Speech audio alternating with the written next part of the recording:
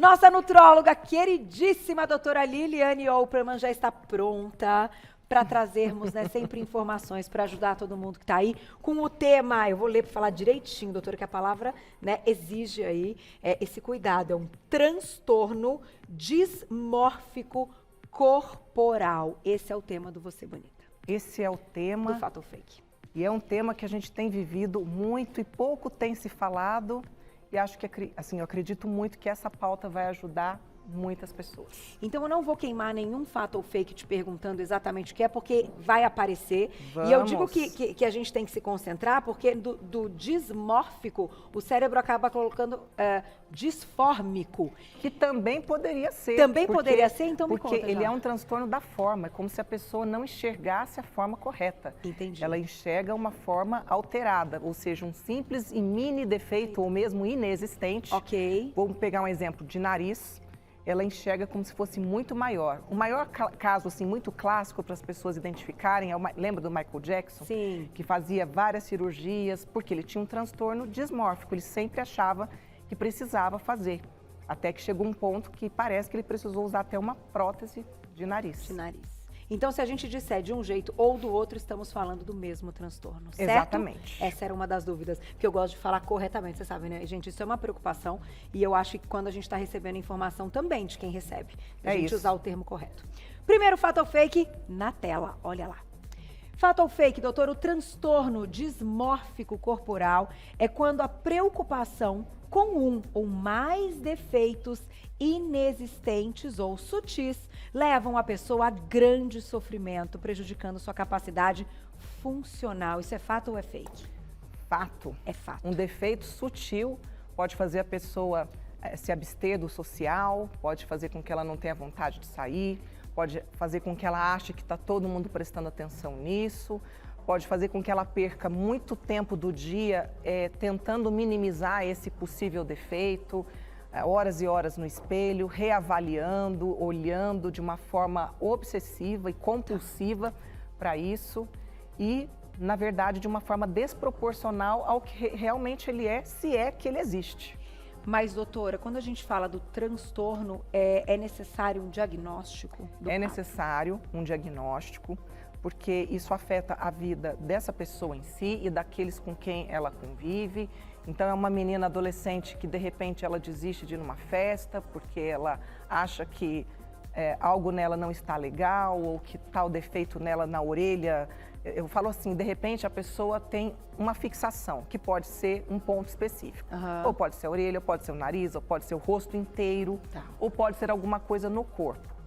Se essa coisa do corpo for relacionado a peso, aí nós não estamos falando do transtorno dismórfico, a gente está falando de um transtorno alimentar, como, por exemplo, na anorexia nervosa, onde ela enxerga, né, geralmente eu falo ela porque é mais comum em mulher, uma gordura a mais, uma dismorfia, né, morfia de morfologia ou forma também, e ela consegue, de uma forma obsessiva, fazer cada vez mais regime. Aí não é esse transtorno, aí é o transtorno alimentar. Mas que podem estar associados? Podem estar associados. Uma pessoa que tem anorexia nervosa e se acha com uma capacidade inadequada, que não é adequado o peso dela, que ela é feia ou que ela é gorda, ela também pode desenvolver em conjunto uma fixação com algum outro defeito, por exemplo, no rosto. É, graças a Deus, incomum essa associação, mas não é impossível de coexistir. Então, tem que ter o diagnóstico. E aí, quando você cita, né, que foi o nosso primeiro fato ou fake, que vai mexer ali com aquela pessoa, ela, enfim, ela vai prestar mais atenção naquilo, o quadro, então, para ter o diagnóstico, né, para fechar o diagnóstico, ele tem relação com isso? O quanto do dia ou quanto aquilo vai alterar a qualidade de vida dessa pessoa? Então, eu vou dar um exemplo. Por exemplo, se eu sou uma adolescente ou uma mulher que eu acho que meu nariz é gordinho, e eu falo, beleza, eu não vou operar, mas eu vou perder, sei lá, 5 minutinhos do dia fazendo um contorno do meu nariz e vou passar um iluminador. E tá tudo certo. E tá tudo certo, e eu não deixo de fazer nada, eu não deixo de frequentar nada, mas eu acho que eu poderia ser melhor, mas também não tô a fim de fazer. Isso não é um transtorno. É um defeito que eu acho e que eu sei que eu posso minimizar.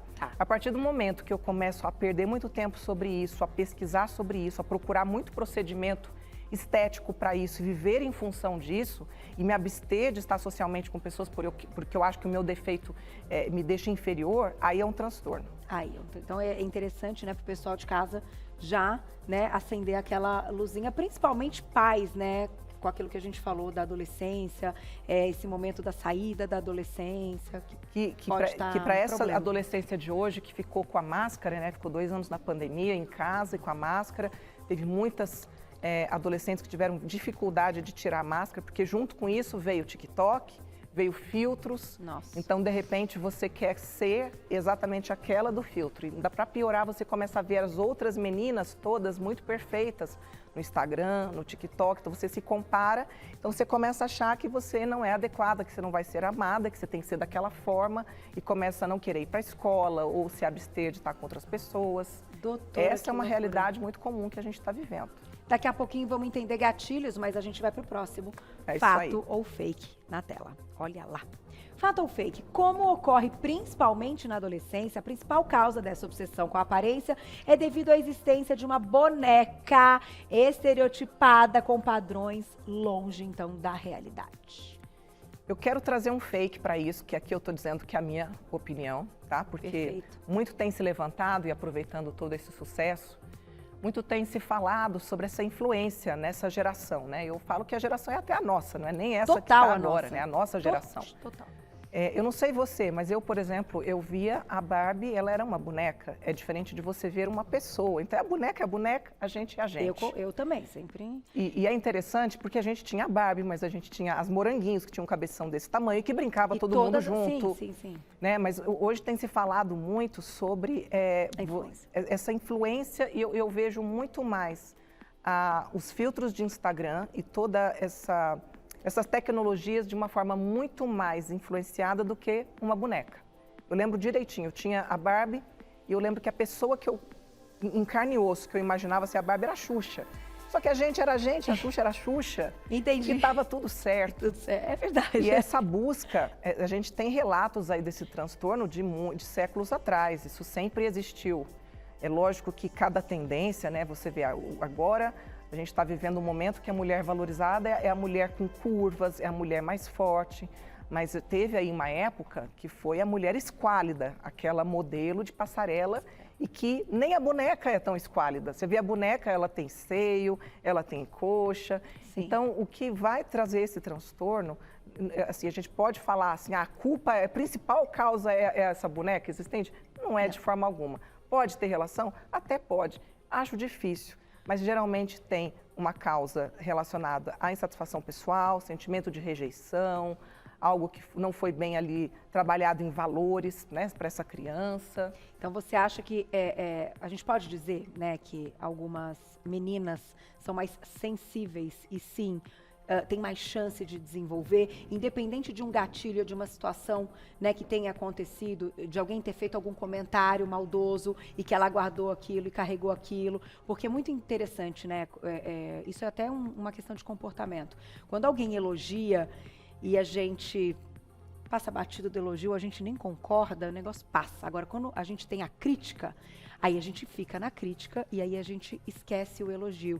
Então, a crítica marca muito mais do que um elogio. E deveria ser o inverso, né? Então, doutora, eu acho que essa parte aí do comportamento, pensando até nos gatilhos que podem desenvolver essa questão, a gente está falando, sim, de pessoas que vão ser mais sensíveis por questões genéticas, enfim, né? Porque... sei lá, a mãe também, em determinado momento da vida, passou por uma situação, sabe esse tipo de coisa? Algumas profissões, né, algumas modalidades esportivas. Então, a gente pode, por exemplo, falar de um histórico de meninas bailarinas, né, que priorizava que fosse mais leve, mais magra, para que o salto da bailarina fosse melhor, para que a performance fosse melhor. Sim. Então, bailarina é um ramo que tem muitos transtornos, não só dismórfico corporal, mas tem também os transtornos alimentares. Então, ficar de olho, sim, em tudo isso. Acho que hoje as pessoas têm muito mais esclarecimentos, os educadores, né, professores estão muito mais atentos a isso, mas eu acho que é sempre válido a gente ressaltar. Tá certo. Mais um fato ou fake na tela? Olha lá. Fato ou fake? O transtorno dismórfico corporal acomete 2 a 3% da população e faz com que as pessoas passem grande parte do dia se preocupando com os supostos defeitos. Será que é essa porcentagem? Fato. E se a gente for pensar, é uma porcentagem relativa, significativa. Ou, se for fazer uma conta aí... Agora, toda a estatística ela é baseada nas pessoas que buscam ajuda.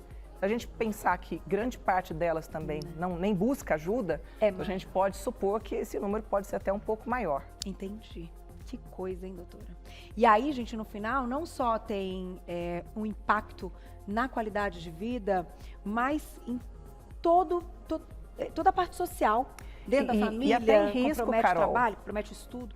Uma mulher formada com transtorno dismórfico corporal, uma mulher independente com dinheiro, ela se coloca em risco a sua saúde porque ela começa a buscar cada vez mais procedimentos. Sim. E sempre tem um profissional que vai fazer. Entendi. E essa exposição a excesso de procedimentos também é um risco.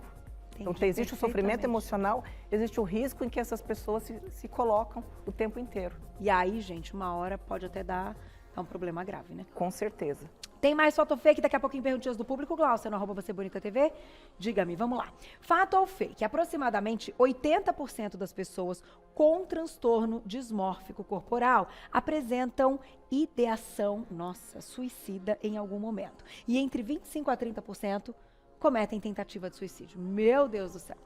Fato. E aqui a gente vai esclarecer as diferenças. Então, a ideação é a ideia de morte, é o pensamento sobre o se achar inadequado, o perder a vontade de viver, porque você não é tão bonito quanto, você não é aceito e você não é adequado para ser amado. Então, tamanho esse tipo de sugestão na mente dessa pessoa faz com que ela não queira viver e comece a ter vontade realmente de não estar aqui. A ideação, entre a ideação e a tentativa, porque aí você já vê que de 80 cai para um número menor, né, de 25. Né? E dessas tentativas, é claro que ainda existem os que são realmente tentativas e não têm sucesso, mas também existem as que têm sucesso, ou seja, que têm êxito, infelizmente, no suicídio de pessoas que se acham inapropriadas, inadequadas, que coisa, gente, feias, impróprias para serem amadas. Agora, no início você também citou outros transtornos e que vão ser aí diferentes, quando a gente fala da anorexia, da bulimia, não estando associado até com esse transtorno que a gente está falando hoje, ele também vai ao encontro de algumas questões que você colocou aqui. Independente de não ser este transtorno disfórmico, aí, gente, dismórfico. Falei, dismórfico, o cérebro ele manda pro outro. Dismórfico, ele também tem algumas questões que vão levar para o mesmo caminho. No caso da vigorexia, e aqui a gente falou de bailarina, a gente falou muito de menina, a gente falou muito da anorexia, que é comum na mulher, a vigorexia ela é comum no homem. Na vigorexia, o homem ele tem uma ideia de que ele não é o forte o suficiente, que ele é franzino, que ele é magro, muitas vezes ele está realmente forte, muitas vezes está treinando, faz uma bioimpedância, os números mostram, mas a imagem que ele se vê no espelho é de um homem muito franzino. Isso pode acontecer mulher também. A gente está dando o exemplo do homem porque é mais comum, mas mulheres também podem chegar nesse ponto e estar sempre exercitando e pensando sobre isso e vivendo compulsivamente no pensamento do que comer, do que usar para hipertrofiar assim, sem pensar em riscos e ainda conseguindo uma melhora nisso nunca é o suficiente, porque é um transtorno da percepção. A percepção está alterada. Por mais que ele consiga ter êxito e melhora, a percepção nunca vai ser o suficiente para ele. Entendi. Então, mas a questão até da anorexia também, né? Exatamente. Da mulher se olhar no espelho e ela achar que ela não está magra, né? Tendo chegado naquele ponto e que ela já até ultrapassou um limite ali seguro e saudável. Exato. E aí precisa de um tratamento multidisciplinar, muitas vezes envolvendo um medicamento, sem dúvida uma terapia cognitivo-comportamental, precisando realmente de uma equipe multidisciplinar para ajustar essa pessoa e assim, teoricamente, é um tratamento para sempre, porque essa pessoa ela pode vir a manifestar em outros momentos, então tem que estar sempre de olho. Tá certo. Perguntinha do público. Quem escreveu pra gente, aproveitem, estamos ao vivo, vamos tirar todas as dúvidas. Mari, obrigada, um beijo pra você. Não querer tirar fotos por conta da aparência atual é um gatilho?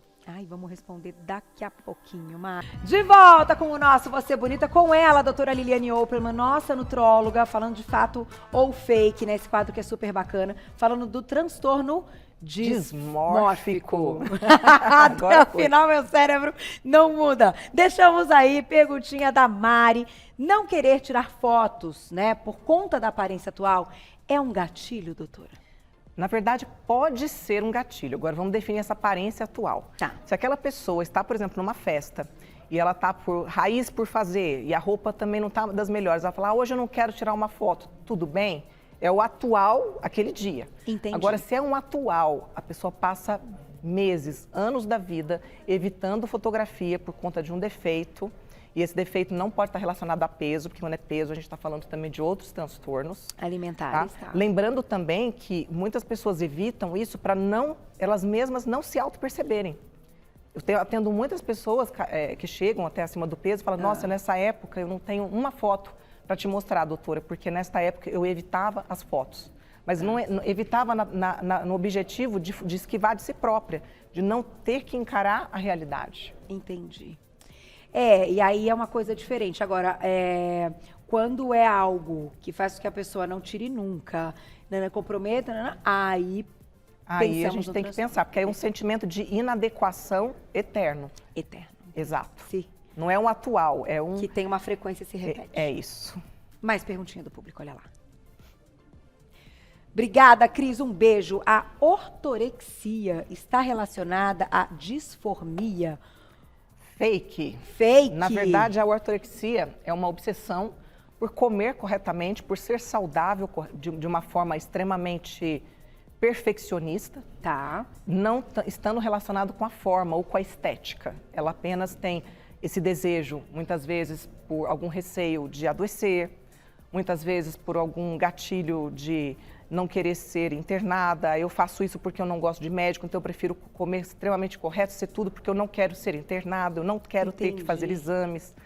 Tem de tudo. Tem o contrário também, que é aquela pessoa tão ortoréxica que ela vai em trocentos profissionais querendo aprender e se ajustar cada vez mais, sabe, às vezes até mais que a gente, de tanto que estuda sobre alimentação. Então, a ortorexia teria muito mais esse viés de ser extremamente saudável, mas até isso, em excesso, não é saudável. Também acho, por isso que eu brinco, por isso que eu bebo meu vinho. É isso aí, tem que ter algum defeito. Agora uma pergunta, doutora. E a questão dos hábitos, realmente, quando a pessoa encara as coisas como estilo de vida? Tá. A diferença de um ortoréxico para uma pessoa que tem um bom estilo de vida é que o ortoréxico, ele é aquela pessoa que nunca sai realmente da linha. Que se for, por exemplo, para uma festa, vai levar a própria marmita. Ah, não, ainda. E essa pessoa vai evitar estar em ambientes que tenham alimentos que ele acha que sejam inadequados. Entendi. Enquanto que a pessoa do estilo de vida é o estilo de vida. E se algum dia, ok, vamos numa festa e vamos tomar um vinho, comer um salgadinho, está tudo certo. Porque o estilo de vida, ele prevalece nos demais dias. Sem dúvida. Essa é a diferença. Então, sempre quando a gente coloca ali que nem ortorexia, certo? Isso. Enfim, e os outros transtornos, ele tem que ter uma frequência, tem que ser algo que tenha um impacto ali na vida, na qualidade de vida e no todo ali, pensando em todos os dias. Isso, é assim que no a gente relacionamento pensa em social, na convivência com as pessoas. Tá. O ortoréxico, ele basicamente, o assunto do universo dele é só sobre isso. Ele quase que não consegue muito falar sobre outras coisas, porque ele vive imerso nesse mundo de informações, de alimentação, de calorias, de sem glúten, de sem lactose, de... Consegue nem ler outra coisa, aprender outro assunto. Fica de uma forma obsessiva. Entendi. Que interessante. Vamos fazer uma pauta sobre isso? Vamos, Gostei. Vamos lá, dá tempo de mais uma? É fato ou fake ou perguntinha? Fato ou fake, olha lá. O último, doutora, vamos lá, fechando com chave de ouro, fato ou fake? Skin picking, é isso? Pode estar presente no transtorno dismórfico corporal. Fato, mas nem todo skin picking é transtorno dismórfico. Então, skin picking é como se fosse uma mania relacionada à pele, da pessoa se beliscar, retirar, coçar. Vamos supor que essa pessoa tenha um transtorno dismórfico com uma mancha, uma manchinha. Entendi. Como ele está extremamente fixado naquilo, a pessoa pode ficar tentando remover, mexer, coçar, aí aquilo vira uma casquinha e ele vai ficar sempre removendo, tentando disfarçar aquilo. Ou se, por exemplo, o defeito é no rosto, em algum ponto, no queixo, a pessoa pode, de repente, desenvolver algum skin picking relacionado a isso. Entendi, para tentar modificar. Nem todo skin picking é relacionado a transtorno dismórfico. Que interessante, hein? Esse daí também é um tema para uma pauta, né, bem importante. E também exige um tratamento com terapia, com medicamentos. Nossa, gente. Né? Não, muitas vezes a pessoas que arrancam cabelo, tudo isso, né? Então... Tricotilomania, então tem... Nossa, a gente pode fazer uma pauta bem completa com todos esses transtornos aí, para ajudar o pessoal a esclarecer e buscar ajuda. Gente, doutora Liliane Operman, nossa nutróloga, está no quadro VB Transformando Vidas, está no Fato ou Fake, está sempre com a gente, vocês acompanham lá nas redes sociais, no @doutora por extenso, @doutora por extenso Liliane, tudo junto, @doutora Liliane, lá vocês encontram todo o trabalho. Obrigada mais uma vez, sempre um prazer tê-la aqui. A gente volta amanhã ao vivo, à 13h, e agora vocês ficam com mulheres. Beijo, beijo, gente, até amanhã. Obrigada, meninos. Obrigada, doutora. Beijo, beijo.